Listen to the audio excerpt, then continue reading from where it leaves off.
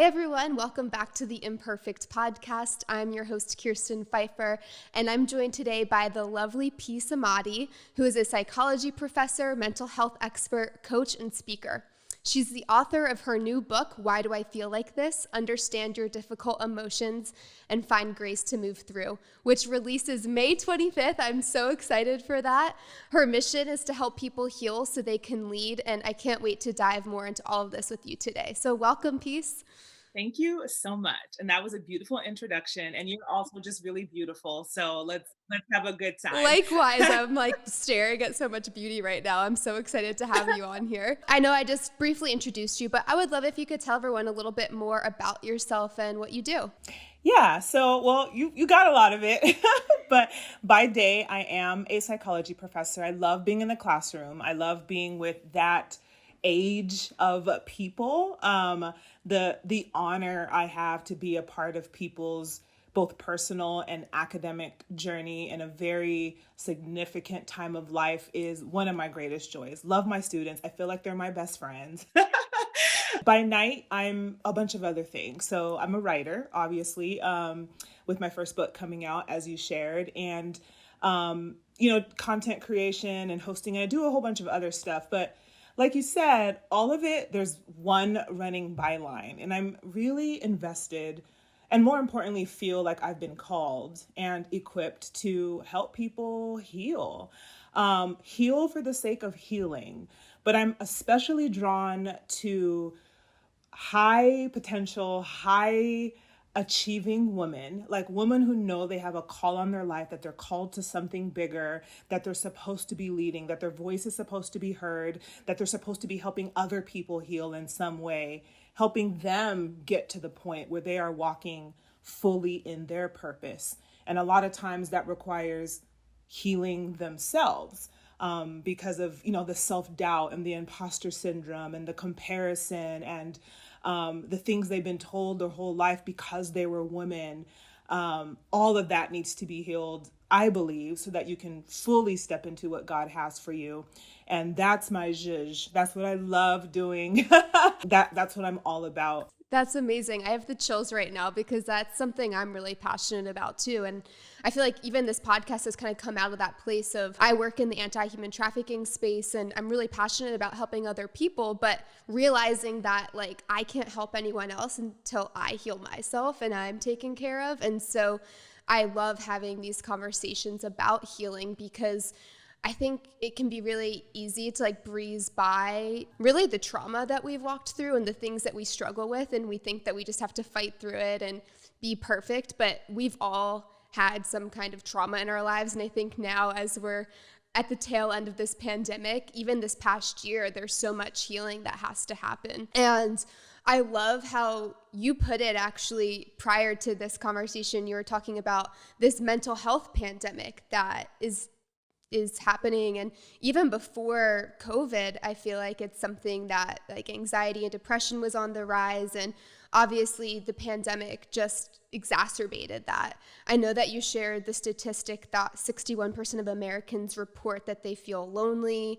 We don't even have to tell people that social media is like compounding all of that. I really want to dive into the depression aspect because it's not a conversation that I've had a lot on this podcast yet, and I think it can be easy to confuse feelings of sadness and even grief. I feel like a lot of us experienced a lot of grief this last year. How do you differentiate this sadness, grief, and depression from one another, and how do you really know when it's depression? That's a great question, and a question I definitely dive into in my book.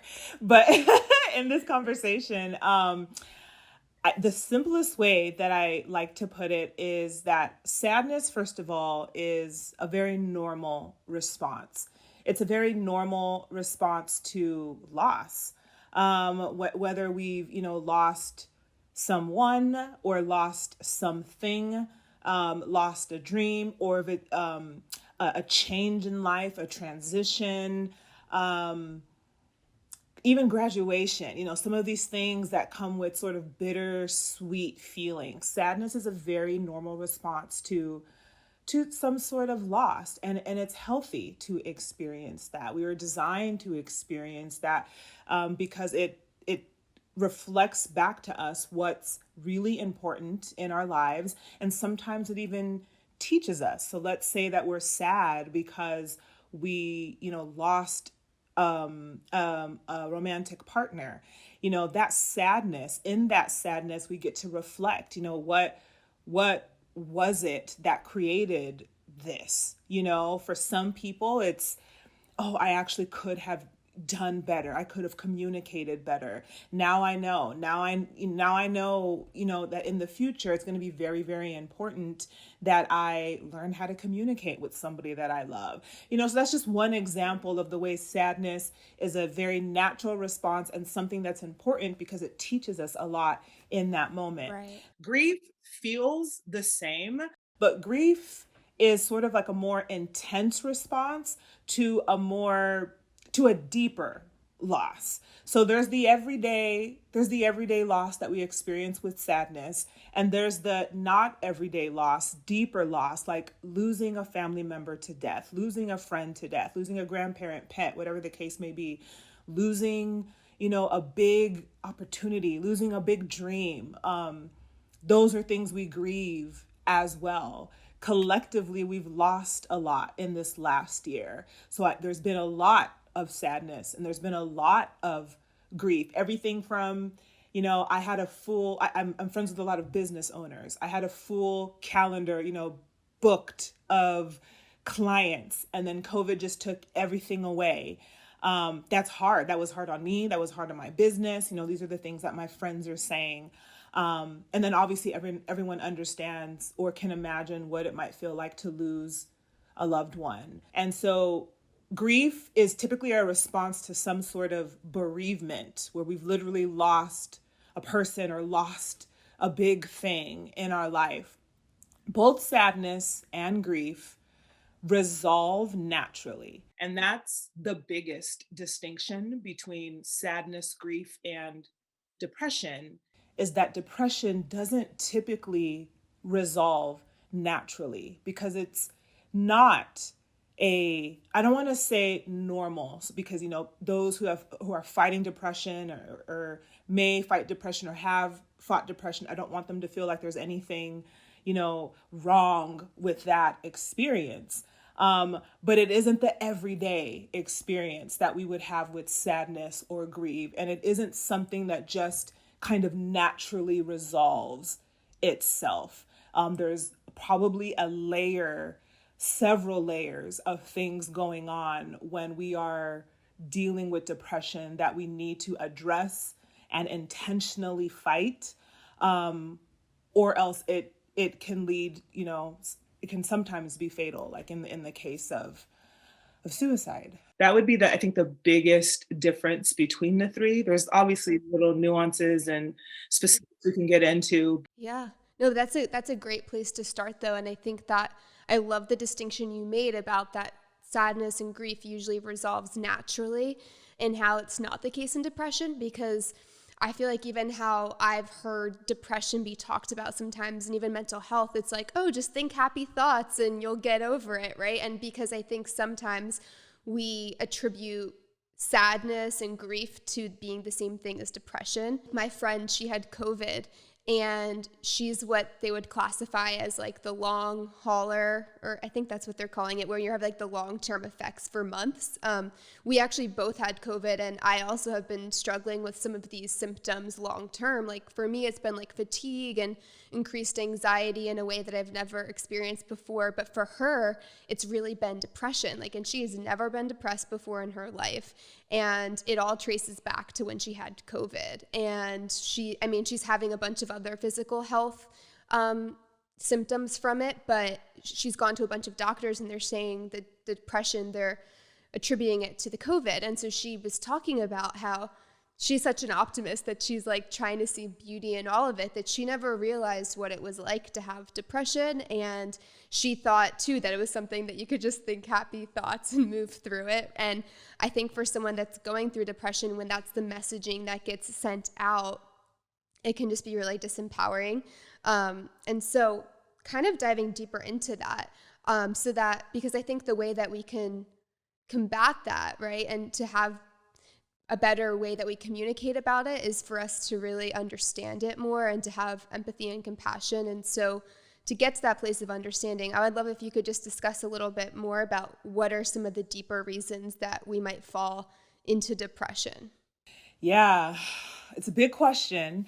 And for sure, depression is one of those things where we have to lean on kind of converging evidence and converging studies and a bunch of different experts to really try and get to the heart of it, because it is such a big and deep and difficult experience that our field in general is still trying to put the pieces together. So I do want to put that disclaimer that, this is an ongoing conversation. And the more we learn and the more we research and the more we hear people's stories, the more we figure out, what's really at the root of these things. But yes, deeper reasons. Like, I love that phrase. I use it in my book because one certainty, that we have to consider, that we have to explore, that we have to wonder, is the fact that something could be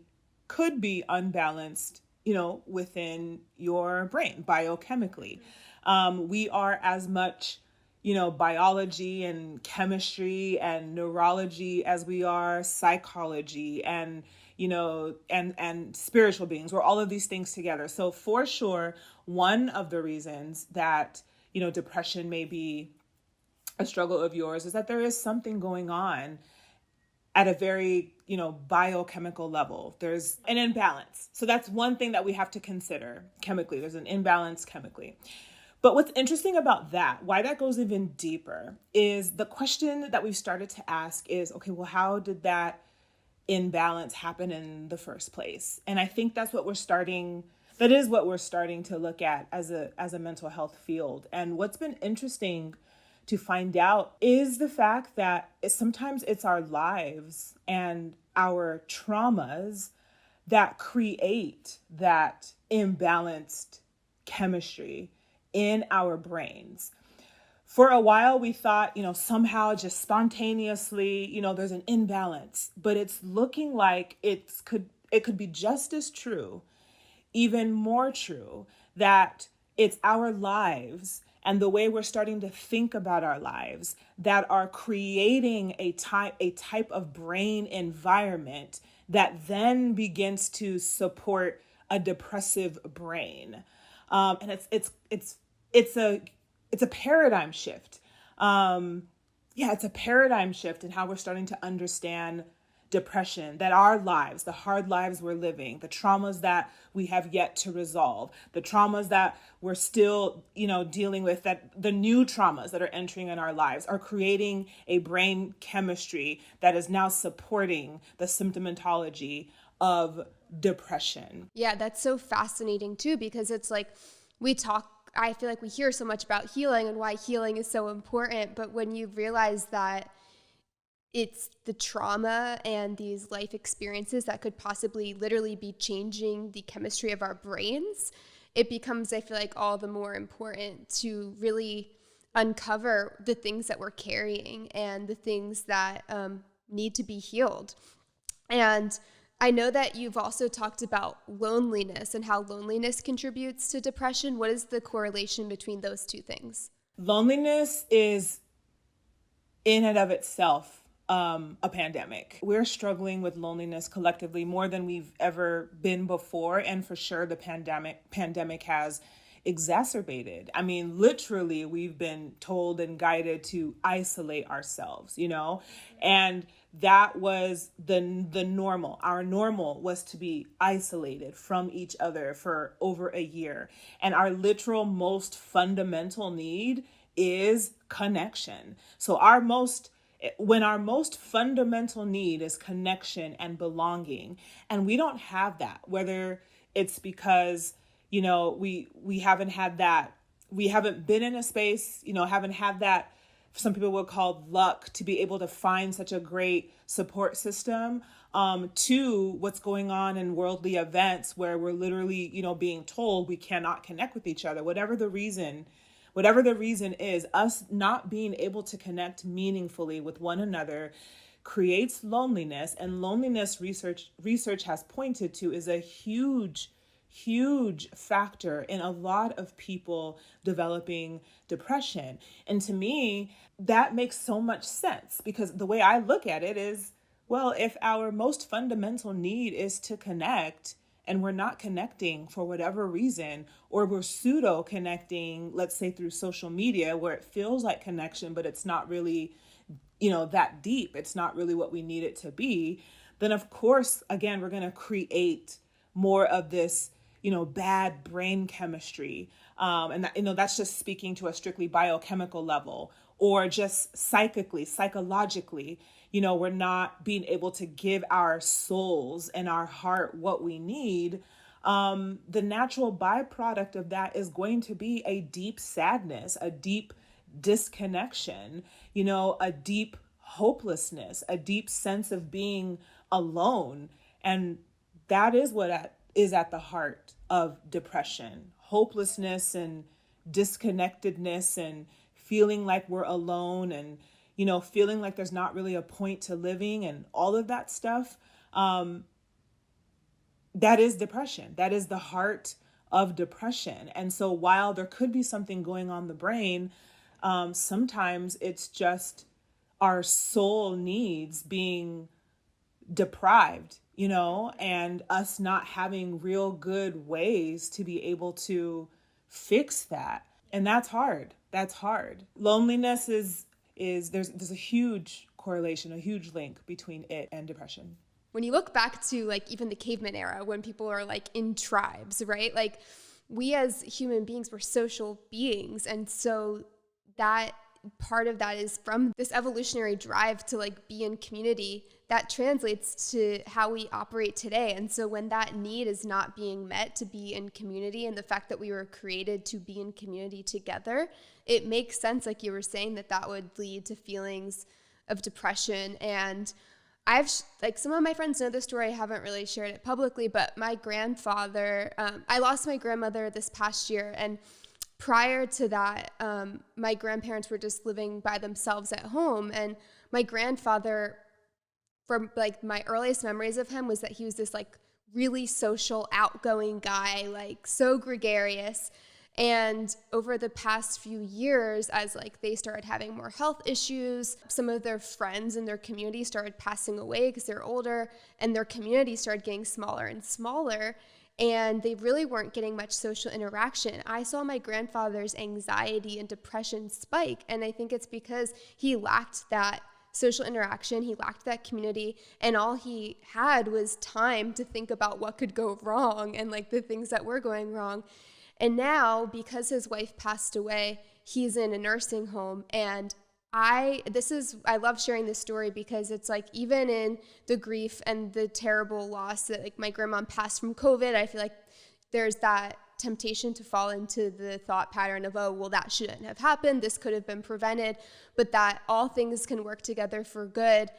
Now my grandfather is thriving. And I think a big part of that is because he's in a community with people. He's not lonely, and he's being taken care of, and he's just a different person now, which you would have thought that after the loss of his wife, and obviously we're all really sad about that, it would increase the depression, but it's actually had a complete 180 in a really positive manner. And so I share that story to anyone that's listening too. If you feel like your situation is hopeless, and I feel as we're seeing the light at the end of the tunnel of this pandemic, that there always is hope, and that being able to identify some of these root causes of the depression, whether it is loneliness or a chemical imbalance in your brain, that it's something that can be reversed. Thank you for sharing that too, because as you were talking, I was tracking that too with what happened with my family. And when you brought up the social media thing, I think that's a really important thing to consider, because I think sometimes that creates a false sense of community where we feel we're not lonely, that we're constantly connected to everyone, but we're still not getting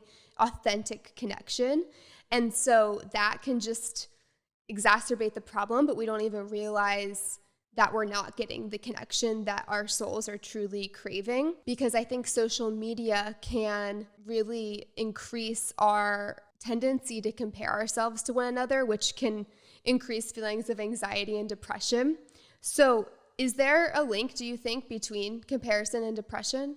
Oh, yeah. Oh, yeah. So, I mean, there's been a lot of studies that have been done over the past decade and some change that have shown that people who spend more time on social media are people who are showing more symptoms of depression.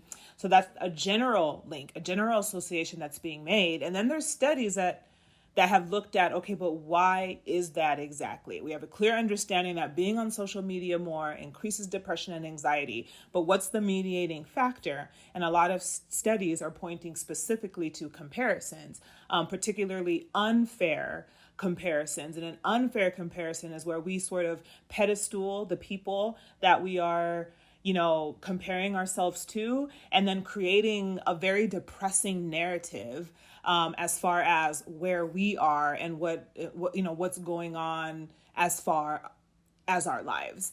And I like making that distinction between, comparison and unfair comparisons, because here's the thing. We naturally compare. So let me back up. Quick lesson, right? We have this fundamental need to self-improve, self-enhance. It's literally, think about it. It's not something that somebody teaches us. Like in each and every one of us, we want to be better. We want to enhance ourselves, whether it's in beauty or physical strength or success or, community, friendship, relationship, whatever the case may be. It's a very natural drive for us to want to be better. To be able to do that, we have to self-evaluate. We need, the ability to sort of look at ourselves sort of honestly, and kind of gain a sense of where we are. So we look at ourselves, we check in, okay, this is where I'm at. And then we are looking at other people as a way of figuring out where we are, if that makes sense. Basically, we're looking for a standard to measure ourselves up against. How do we know how we're doing unless we have some sort of standard to measure ourselves up against? I use the example of Oprah, because I love Oprah and I want to be Oprah. Like that's my girl. Who doesn't? Yeah. And,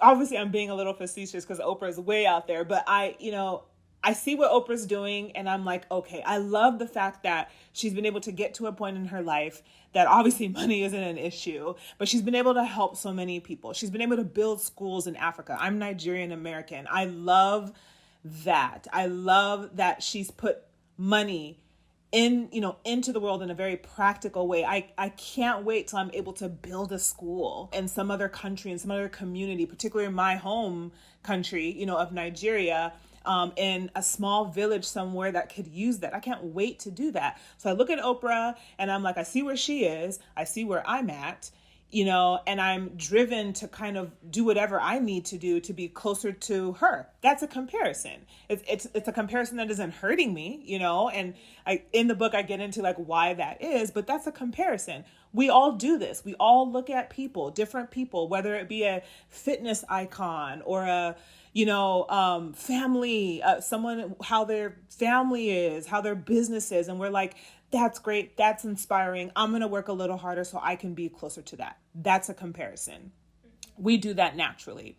The problem with social media is that we're getting too much information from too many different people. It's happening too fast that we're not giving our brains a chance to really digest the information in a meaningful way. That's one of the problems anyway, but a problem that I like to start the conversation with, because how I talk about it is social media is a flood. It's a flood of information. It's a flood of stimuli, of all these different things that we now start thinking we're supposed to be doing at a certain amount of time, and everything makes us feel like we're falling short. So as opposed to in normal life where we can look at one person, Oprah, and sort of like kind of work towards that, in social media, we're looking at 100 people doing 1,000 different things in a bunch of different directions. We can't focus. We're flooded. We're overwhelmed. We feel like we suck. We're not doing anything in our lives.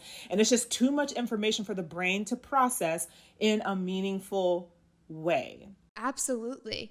And I mean, I talked about this before on the podcast. I'm such a psychology nerd. So anytime that we can take these like social issues and the things that we're struggling with as human beings and see the impact that it literally has on our brain, I'm like so excited having this conversation. But also I think it can be so empowering to know that, because I know for me, sometimes I'll be on social media and I'll find myself comparing, and then I get hard on myself that I'm comparing in the first place. But when we realize that this is just our innate kind of drive as human beings to compare, and also the impact that it has on our brains, I feel like there's so much freedom that can come from that, because then you're not like carrying any shame about the fact that you're doing it. That's my goal. Like, we need to not be ashamed of very natural emotions. It's because it's not about that. It's about understanding what these emotions are trying to tell us, what they're pointing to for us to do, and then doing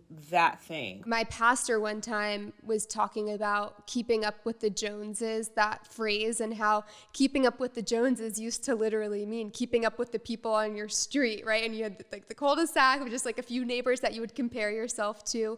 And that, like, our brains know how to process that, right? But now keeping up with the Joneses is keeping up with everyone that we have access to on social media. And so you can't help but think, what is the impact that has on our brains, Yeah, exactly. That's a great example. It's a perfect example, because you're right. Before the digital age, keeping up with the Joneses was literally the Joneses. Like you said, it's like, okay. And even in that, I mean, that may sometimes have come with dang, I wish I was doing a little better, which is fair. But then you can have a self-conversation. You can have a conversation with yourself about that. Like, is this something I really need to feel bad about? Or can I just ask Tommy Jones how he's able to get so fit? Let's have maybe this envy that I'm feeling, this comparison that I'm feeling, can actually drive me to starting a conversation with Tommy Jones and getting his best ideas for how I can get closer to where he's trying to be. That quickly takes the power out of like the angsty, envious, discouraging, self-deprecating feelings we have, because now we just opened up a pathway for us to become more like what we want to become, because that's all envy is telling us. That's all unfair comparisons is telling us, is that we want something that we don't quite yet have. There's nothing wrong with that. There's nothing wrong with wanting things. And it's very natural to want to be better than where we are. But the problem is social media kind of cuts off all communication. It stagnates pathways to actually becoming, more, to creating the space to figure out, okay, how do I get from A to Z? We don't have that opportunity because we're flooded. By the time we figure out one thing, here's 50 million other things that apparently we should be doing that we're not doing. The brain just hasn't evolved to take in that much information from this many people to keep up with that many Joneses. We're not designed for that. Right. It's exploitive. And we have to take control over that and not expose ourselves as much to, what social media wants to expose ourselves to. We're not powerless in this. The power comes in disciplining ourselves to understand, one, this is not natural. It is not natural for me to be exposed to this many people's successes and this many people's, anything. It's just, my brain does not work well in this. And so because we understand that, we say, okay, well, I'm either going to follow less people. I'm going to get on social media less. I'm not going to go on social media when I'm already feeling down about myself. There's things that we do, social media hygiene that we have to practice to sort of combat the fact that once you get into that world, it's coming to kill you. Like it's coming to kill you. But it's not your fault. It's not because you're more insecure than the next person. It's just we have not been designed to keep up with that many Joneses. Yeah, absolutely. And you touched on a few different things that I was going to ask you about anyway. And one of the things being, you mentioned envy. What is the difference between comparison and envy? And when does comparison turn to envy? And how can we deal with envy without ignoring that those feelings are really there? I know you were starting to kind of just touch on that. Yeah. So just to reiterate, comparison is the act. Envy is the feeling. So again, we all compare. It's very natural to compare. We compare ourselves to the Oprahs in our lives. We compare ourselves to the Jones down the street because we're driven, to self-improve and self-evaluate. And because of that, we're looking for some standard to measure ourselves up against. So comparison is just the act of noticing that person's here and I'm here. Envy is the feeling that comes after that comparison. So envy doesn't always come, right? But envy, that kind of, it's more of a difficult, uncomfortable feeling we have after we've made the comparison. That's the envy. It's the feeling that we have. So sometimes we'll notice somebody is really great and, we're not there yet and we don't feel any type of way. It's maybe because they're doing something that we don't care to do. I think in my book, I give an example of, Simone Biles, the gymnast. And I noticed that she's, just like the best gymnast ever. Right. And she has all these gold medals. And I look around like, where's my gold? I don't have any gold medals, but there's no feeling that comes from that because I don't want to be a gymnast. You know what I mean? So I can celebrate that like fully and I can compare the fact that she's, one of the world's best athletes and I'll probably never be one of the world's best athletes. And I'm totally okay because I'm not trying to be one of the world's best athletes. So I've compared and I've walked away from the situation being like, good job, Simone Biles. But if it's someone doing something that I want to do and maybe experiencing success faster than I'm experiencing it or got something that I really want that I don't have yet, then it's easier to feel that, dang, it's easier to feel that kind of blow. Like I must be doing something wrong. And, my life is just not lucky. Or, if they get scarcity mindset, if they have it, it means I'm not going to get it. And these feelings aren't necessarily conscious. Like we're not necessarily aware in the moment that we're thinking like that. But that feeling, that sort of distressed, bothered, frustrated, internalized, you're no good feeling, that's the envy. That being said, I still don't demonize that feeling. The only thing that I'll demonize, is probably not even the best word to use, but is I make a distinction, like other scholars, between malignant envy and benign envy. Because when you get to the point where you're starting to wish someone ill, now you're in a very bad space. You're in a sinful space, okay? Let's just call it for what it is. When you're wishing somebody harm, when you're wishing somebody ill because you are envious of what they have, that's not a good place to be. It's a place you can work yourself out of, but that's a place you want to quickly work yourself out of. Now, if you're down on yourself because you want something, you realize that somebody has something that you don't have, you just need to flip it to allow it to be something that inspires you. You know what I mean? We can flip that feeling into, okay, clearly I'm feeling a little bit about this thing. What does this mean? What do I really want? And is there some reason I can't get it? Probably not. There's probably no reason why you can't get it. It's probably something you tell yourself. There's a narrative you're telling yourself that is causing the feeling to be negative, where you can flip that and just say, you know what? I'm just going to keep working hard, or I'm going to see if I can connect with this person and see if they'll teach me, more of the ropes, or I'm going to get myself a personal trainer, or I'm going to get a business coach. You know what I mean? Then you start to problem solve because of that envy, how you can truly tap into what it is you really want. And that's all we need to do. We don't need to get down on ourselves because we're feeling a feeling. We need to understand what that feeling is trying to tell us. And it's probably trying to tell us that we just want something really bad, and that's okay. So we need to stop telling ourselves that we can't have it or we shouldn't have it.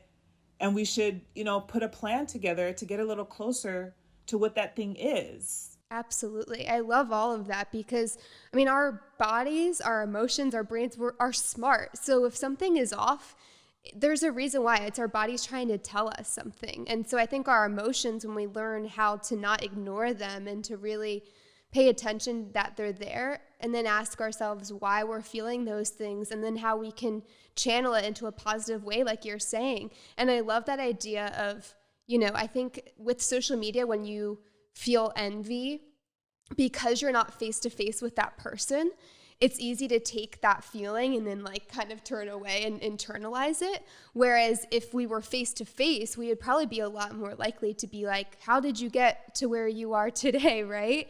And I think that takes humility too. And I think the society that we live in, where it's like, make a name for yourself, I'm on the grind, hustle, I don't need anyone, all this messaging that we get where we glorify our independence and being on the grind and not needing anybody. It's like that kind of tempts us to try to figure things out on our own. And we weren't created to be able to do everything well. And that's the beauty of coming across people that inspire you. It might start out as envy, but I feel like if you can learn how to channel it to be inspired and ask the person how they got there, I think that is a really positive way, like you said, to turn it around. Yes. You could have co-written this book with me, Kirsten. Yeah. Well, that's why I was so excited to have this conversation. And I know that that's a big part of your book. And this was kind of one of my last questions was why it's so important to talk about our feelings and more specifically talk about our trauma instead of just ignoring that it's there. And that might have been kind of, I don't want to be redundant here, but I know that you talk about that a lot in your book. So I just wanted to make sure we didn't miss that because I think it's really important for the healing like we've been talking about. Yeah. So in general, the whole basis of the book and what I'm really trying to get people to understand right now is that all of our difficult emotions and all of our experiences are trying to tell us something. They're trying to tell us something. And so we don't want to be ashamed that we feel a certain way. We don't want to be ashamed that we're in pain, that we're hurting, that we're discouraged, that we're envious, that our traumas still seem to be, coming up. All of that is information. All of that, there's a message for your soul, for your heart, pointing to something that you need. So if it's depression, yes, there could be a biochemistry thing, or it could be loneliness. If it's anxiety, there's something that doesn't feel safe in your life that you need to look at. Maybe there is real danger, or maybe you need to resolve something that once felt like danger that is no longer dangerous, and you need to work that out and see that what your environment was as a kid isn't something you still have to worry about now. With trauma, same thing. If you are still, what happens with trauma or unresolved trauma is that it will still manifest. Something has happened to you. Something really difficult has happened to you. And maybe you've suppressed it. Maybe you didn't want to deal with it at the time. It will manifest. It will manifest physically, literally, where you'll develop, persistent headaches, stomach aches, illnesses. It'll stay in your body. It'll affect the way you do relationship. It'll affect the way you do intimacy. It'll affect literally everything about you. That's nothing to be ashamed about either. That's telling you, okay, there's something here that you still need to resolve. And that starts with, have you told your story in the first place? Have you shared with anyone what happened to you and how it made you feel and what it made you think and how it changed how you looked at yourself or looked at the world or looked at God? those are things that words need to be put to. There's something very, very powerful about words. And it's almost as if we've been designed to use them in our healing process, which doesn't really surprise me if you take the, if you look at the world through the lens of God and, how he, created the world with words, whether you look at that literally or metaphorically, the emphasis is on words. There was words and here we are. You know what I mean? So, we learn from our creator that words, there's so much power in words. It's the same with trauma. If we don't put to words what we have experienced, we can't begin to heal from them. And so those symptoms that keep coming up, those nightmares you keep having, this incredible fear you have around people or in relationships, whatever the case may be, can't begin to heal until you first tell your story and unpack what it is that you have learned from your trauma that maybe needs to be unlearned. And that takes time, and that takes the right person in the right community, aka therapist. Big proponent of that, obviously. Or even just starting with a small group of trusted friends. Like, I never told you guys this is what happened to me, but this is what happened to me. And I know this is the beginning of my healing. Wherever it starts, however it starts, it needs to start because it needs to be out of you. Everything that you experience still is trying to tell you that it needs to be out of you, so your healing can start. Yeah. Wow, that's so powerful. And kind of in the similar vein, I should say, one of the reasons why the name of this podcast is called Imperfect is because I feel like the more that we share not only our stories, but the things that we're insecure about and the things that we feel like disqualify us, it allows other people to then tell their stories and to feel like more safe in the things that they're insecure about. And so I always ask people this question at the end, and that is, what is the imperfection that you're most proud of? Let me think about that. That's such a powerful question. And I'll give you an example of me. It's like, because it's kind of a trick question, because I feel like when we learn to embrace our imperfections, a lot of times that's the thing that becomes our strength because it enables us to connect with other people. And for me, I was like diagnosed with OCD as a kid, and I was always so ashamed of that. And it was like my biggest secret for so long. And I didn't want anyone to know.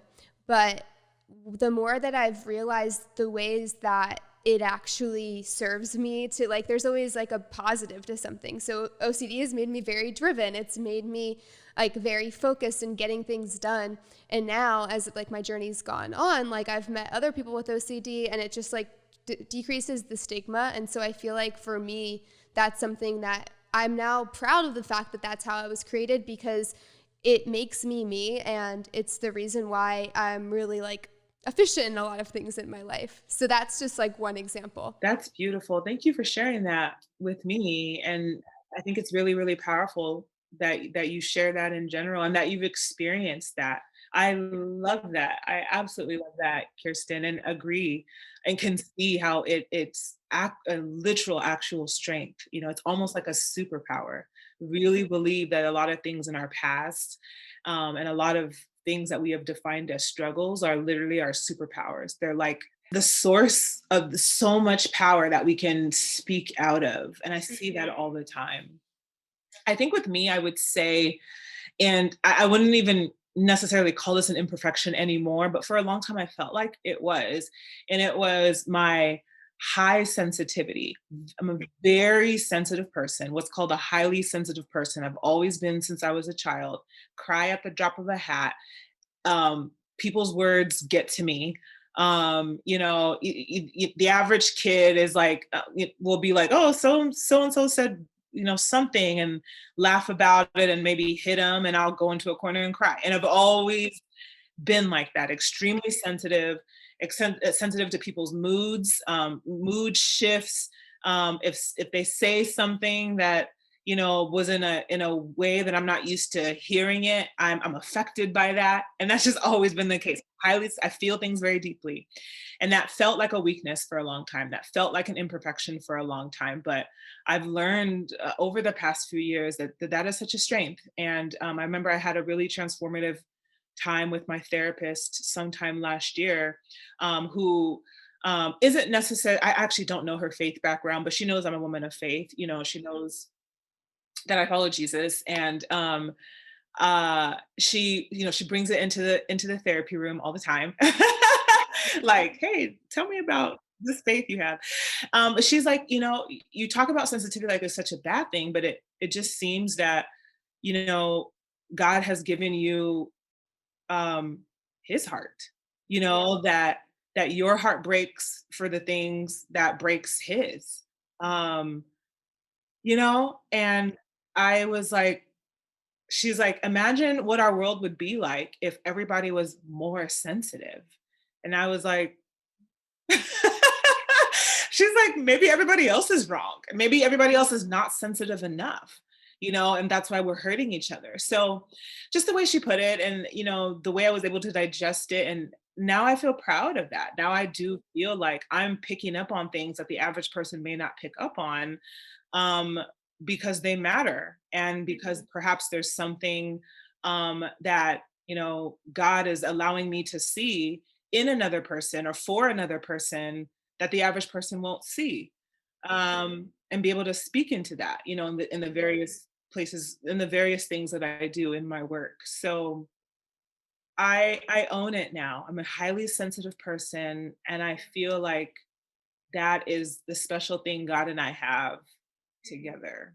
Yeah, that's beautiful. Thank you for sharing that. And you're preaching to the choir because I'm an actress. It goes without saying I'm very emotional as well. But I mean, just kind of bringing this full circle, the fact that your book is called "Why Do I Feel Like This?" Like that, I'm sure you wouldn't have been able to write that book if you weren't so in tune with your emotions and realizing the power that our emotions have when we learn how to embrace them. So I just think it's beautiful that you've gone on that journey of embracing that, and you're using it is a gift, and you're using it to help so many people. And with that, where can people find your book? How can they connect with you? All the things. Thank you. Thank you for saying that. And thank you for asking, because yes, I want this book in people's hands. So you can get it wherever books are sold. It's called Why Do I Feel Like This? Like you said, you can get it on Amazon right now. As a pre-order, you can get it on Amazon.com, Target.com, BarnesandNobles.com, Walmart.com, as well as straight from the publisher, IVPress.com. So literally anywhere you can think books are sold, you can get it. And we'll see where it ends up after launch day, May 25th, but it's going to be around. And I am just inviting everyone to meet me, and more importantly, themselves and their emotions in the pages of this book. I'm so excited for you. And I know I just met you, but I'm so proud of you. Oh, I'm just thanks, Kirsten. I really feel like this book is going to help so many people. And I know that you also share a lot of great content on your page. So what are your social media handles and all that? Yeah, it's just my name. It's Peace Amadi. I'm there on Instagram, on Twitter, so you can get connected with me there. I'll look out for you. You can let me know, I heard you on the Imperfect podcast with Kirsten. I'll be like, hey. But yeah, that's a great place to get connected with me and see what else is going on over on this side. Awesome. Well, thank you so much, Peace, for taking the time to just share your beautiful heart and all of your wisdom and knowledge with us. I know that you're super busy getting ready to launch the book, so I really appreciate your time. No, thank you for having me, Kirsten. It's been an honor, and this has been great. It's been really great. Of course, yeah. And thank you, everyone, for joining in. I'll see you next week.